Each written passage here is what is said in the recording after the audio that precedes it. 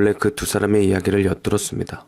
자기야, 요즘에 많이 피곤한가 보네? 공부하는 게 그렇게 힘들어? 시험이 얼마 안 남았잖아. 두 사람이 하는 이야기를 들어보니 그 남자는 아직 대학생인 것 같았습니다. 신우이는 코맹맹이 소리까지 내면서 그 남자에게 잔뜩 애교를 부리고 있었습니다. 사랑한다느니 너밖에 없다느니 그런 말들을 마구 내뱉는데 애딸린 유부녀가 이렇게 다른 남자를 만나서 잔뜩 애교를 부리는 건 도저히 일반적으로 생각할 수 있는 것이 아니었죠. 둘은 30분 정도를 그렇게 이야기를 나누고 있었고 얼마 지나지 않아 두 사람은 카페를 나갔습니다. 어디를 가나 따라가 보니 뻔할 뻔짜였죠. 저는 두 사람이 그저 단순한 만남이 아니라는 것을 알게 됐습니다. 그 남자와 팔짱을 끼고 사라졌던 신우의 뒷모습을 저는 사진으로 찍었습니다. 이렇게 증거가 있어야 할 것 같았거든요. 저는 왠지 저에게 유리한 쪽으로 상황이 흘러가지 않을까 하는 생각이 들었습니다.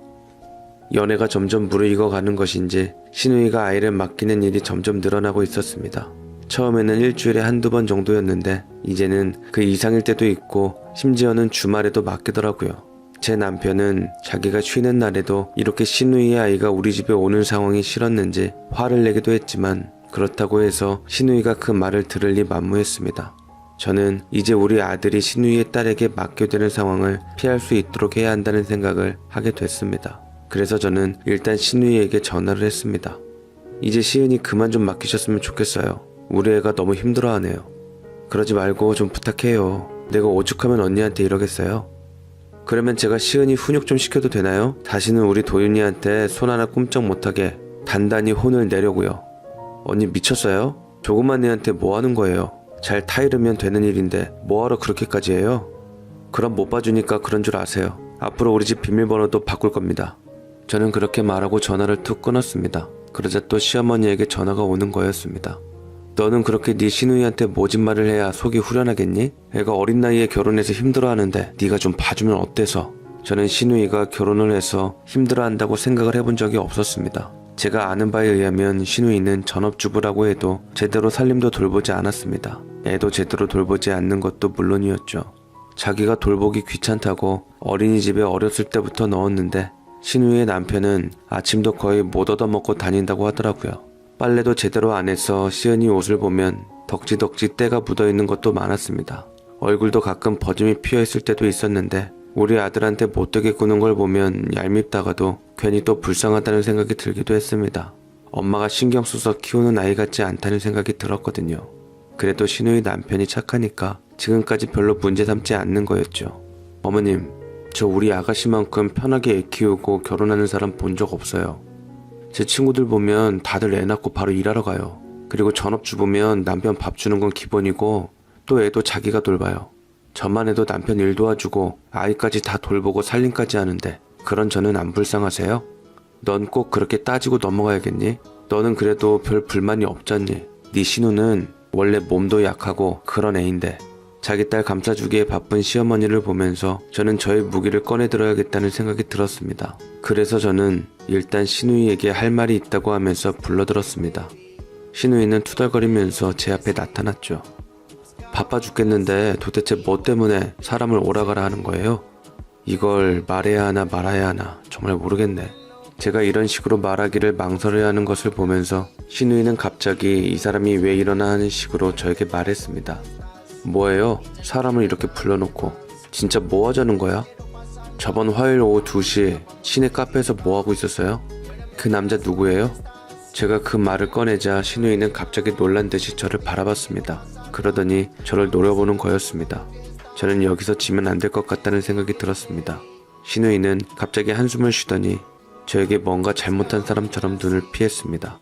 비밀로 좀 해줘요. 괜히 집안 어지럽게 하지 말고. 저에게 빌어도 시원치 않을 판에 신우이는 제가 당연히 자기의 부탁을 들어줄 것처럼 생각하는 듯 했습니다. 그래서 더 기가 막혔죠. 제가 왜 그래야 하는데요? 그러기 싫은데요? 이거로 저한테 약점 잡겠다는 거예요? 말을 하는 거로 보면 뻔뻔하게 따지는 것처럼 보였지만 미세하게 신우이의 손이 떨리는 것을 보니 쫄리는 듯 했습니다. 저는 그 상황이 우습기도 하고 또 굳이 신우이에게 이겨봤자 뭐하나 하는 생각이 들었습니다. 지금부터라도 그 남자랑 정리해요. 그리고 가정에 충실하세요. 설마 이혼하고 그 남자랑 살거나 할 생각은 아니죠? 언니가 나한테 왜 이래라 저래라 해요? 신우이는 나한테 지기 싫어서 일일이 말대꾸를 하는 것 같았습니다. 저도 여기서 지면 안 되겠다는 생각이 들었습니다.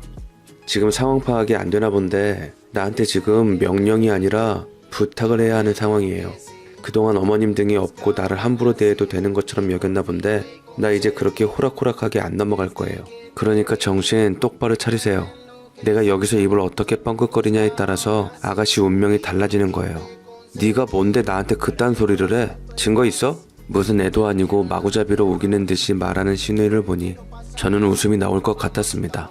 그래서 저는 숙박업소로 들어가는 두 사람의 뒷모습이 찍힌 사진을 보여줬습니다. 그 사진을 없애려고 신우이가 핸드폰으로 손을 뻗으려고 했지만 저는 바로 휴대폰을 주머니로 감췄습니다. 이래봤자 소용없어요. 어차피 사진 따로 백업 다 됐거든요. 그동안 아가씨가 저한테 조금이라도 잘해줬다면 내가 이렇게까지는 안 했을 텐데. 저도 착하게 살고 싶은 사람이에요. 그런데 내가 오죽하면 이러겠어요. 아가씨 제발 정신 좀 차리세요. 그러자 신우이는 마구 화가 난 것처럼 카페를 빠져나갔습니다. 그 이후로 신기하게도 신우이는 저에게 아이를 맡기지 않았습니다. 그리고 얼마 안 있어 시어머니의 생신이 돼서 저와 남편, 아들이 시어머니의 집에 갔습니다. 먼저 도착한 신우이는 저를 보고도 본체 만취하고 있었습니다. 원래 같았으면 뭐 하나 트집을 잡을 만한데 이제는 아예 저에게 아무런 말도 하지 않으려고 하는 것 같았습니다. 저녁을 먹고 과일을 깎아 먹으면서 TV를 보고 있었는데 마침 어떤 여자가 가정을 냅두고 다른 젊은 남자와 바람을 피우는 내용이었습니다. 아휴, 저렇게 바람 피우는 사람들은 남자고 여자고 아주 제대로 혼이 나야 하는데. 그렇죠 어머니, 저런 정신 나간 사람이 진짜 있나 봐요. 정말 소름 끼친다니까요. 저는 신우이의 남편을 쳐다보면서 말했습니다. 그걸 또 신우이가 보면서 뭔가 찔린 것처럼 어쩔 줄 몰라 하는 표정을 지었습니다. 아휴, 엄연히 가정이 있는데 가정을 배신하는 사람이라면 당연히 벌 받아야죠. 저는 다른 건 몰라도 저렇게 가정 배신하는 사람은 절대 용서 못해요. 당신은 어떻게 생각해? 저는 남편을 쳐다보면서 물었는데 남편은 자기도 절대로 용서해주지 않을 거라고 말하면서 무조건 이혼에 위자료까지 청구할 거라고 하더라고요. 아가씨는 저런 일 생기면 어떨 것 같아요? 진짜 너무 끔찍하지 않아요? 네, 그렇죠. 아가씨는 당연히 뭔가 찔리는 일이 있는 사람 같았습니다. 그 모습을 보니 재미있기도 하고 또 너무 심하게 놀린 건가 하는 생각이 들었습니다. 하지만 모두 다 자기가 뿌린 씨앗이니까 자기가 거둬야 하는 것이겠죠. 제가 결혼을 하고 나서 가장 통쾌했던 순간이었습니다. 그러다가 신우이는 갑자기 저에게 난데없이 맥주를 사러 가자면서 저를 끌고 밖으로 나갔습니다. 언니 정말 이럴 거예요? 신우이는 저를 잔뜩 노려보면서 말했습니다. 저는 천연덕스럽게 대답했습니다. 제가 뭘요? 저는 원래 바람 피우고 불륜하고 이런 거 싫어해서요. 그리고 그런 거 다들 싫어하지 않아요? 지금 나랑 말장난하자는 거예요? 내가 곤란해하는 거 그게 그렇게 보고 싶었어요? 아가씨가 그런다고 곤란해할 사람이에요? 난 몰랐네요. 그리고 대체 내가 뭘 어쨌다고 이러는 건지도 모르겠고요. 이제 정말 제가 잘못했으니까 그만하세요. 저 그 남자랑도 정리했어요. 그동안 언니한테 그리고 도윤이한테도 잘못했던 거 이제 정말 반성할 테니까 그만하세요. 저 이제 다시는 안 그럴 거예요. 갑자기 신우이가 이렇게 저자세로 나오는 걸 보니까 뿌듯한 마음이 들기도 했습니다. 그동안 계속 무시만 당했던 저였는데 왠지 그 상황이 너무 고소하기도 했습니다. 저도 괜히 아가씨네 가정 망치고 싶지 않아요. 그러니까 빨리 정리하세요. 그리고 이제 저도 정말 모른 척 할 거예요.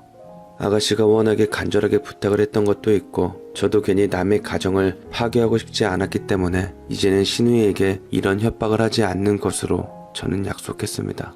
한편으로는 신우이의 남편이 왠지 불쌍하게 느껴졌습니다.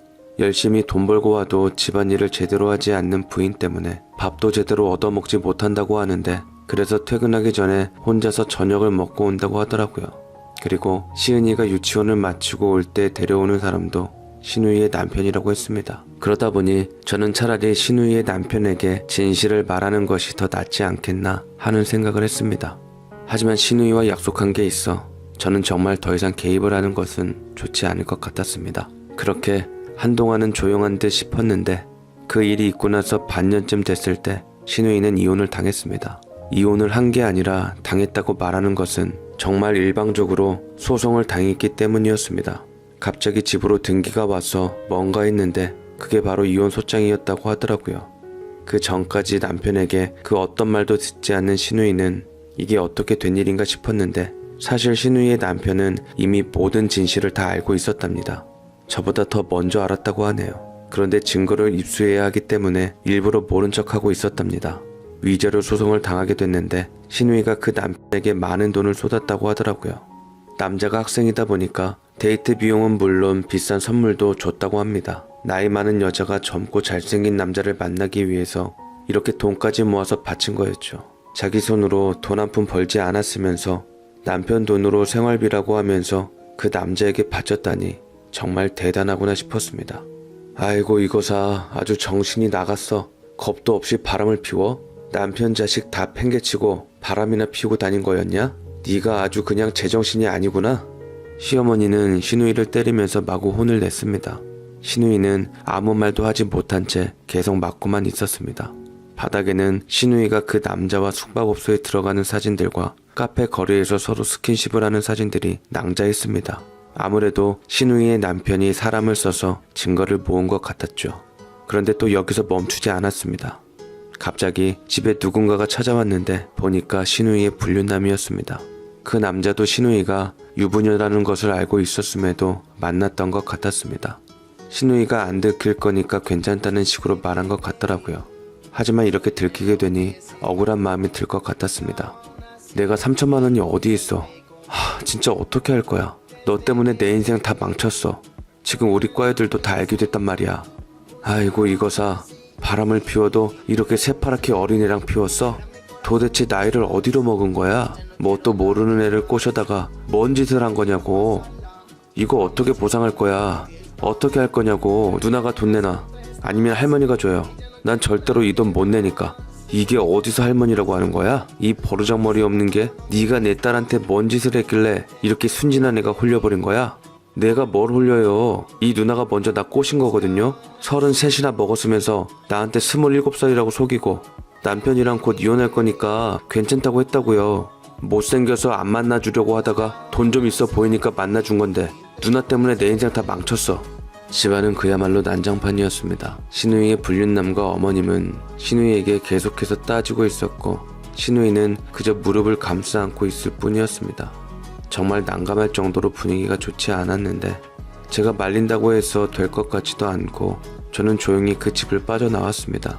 역시 나쁜 일을 하면 저절로 되돌려 받게 되는 거구나 느꼈습니다.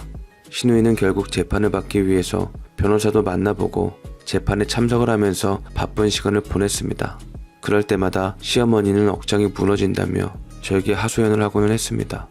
내가 그 화상 때문에 진짜 못 살아. 내가 살다 이런 일이 있을 줄이야. 어머님이 아가씨를 그동안 너무 오냐오냐 키우셨어요.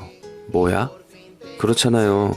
아가씨가 이렇게 된 건 어머님 책임이 커요. 하지 말아야 하는 거는 엄하게 교육도 시키셔야 하는데 그동안 어떻게 하셨어요? 앞으로 시은이도 그렇게 잘할 거예요. 얘가 정말 못하는 말이 없네. 저는 어머님을 위해서 말씀드리는 건데 왜 그렇게 반응하세요? 그러니까 어머님이 아가씨 교육을 잘 시키셨어야죠.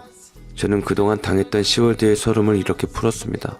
어머님은 화를 내려고 하다가도 제가 하는 말이 또 틀린 것도 아니니까 제대로 대꾸를 하지 못하셨습니다. 속으로 저는 너무나 통쾌했습니다. 신우이와 시어머니가 그 전에는 정말 무서웠는데 이제는 전혀 무섭다는 생각이 들지 않았습니다. 사람이 하고 싶은 말을 다 하면서 살아야겠구나.